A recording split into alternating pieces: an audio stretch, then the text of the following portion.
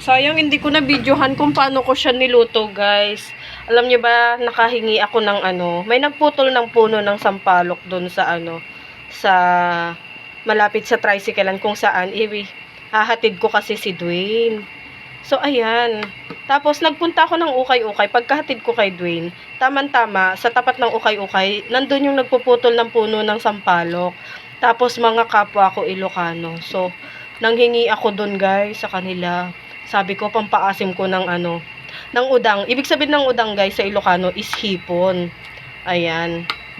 So dumaan ako ng ano, tapos na-miss ko rin talaga tong ano, sampalok na ay tong kamote, tapos pinaasiman lang ng ano, ng sampalok. Kasi guys, dun sa probinsya, sa umaga, ganito yung inuulam namin kapag nakakuha ng hipon sa umaga sa ano, sa ilog. Kasi doon sa amin, guys, nakakakuha ng hipon sa ilog. So madalas sa umaga, yan ang almusal namin.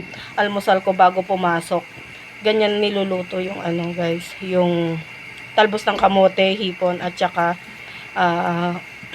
pinaasiman lang sa sampalok. So ayan, guys, ang sarap. Nakakamiss tong ganitong ulam.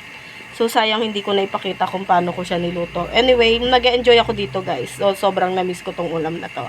Bye!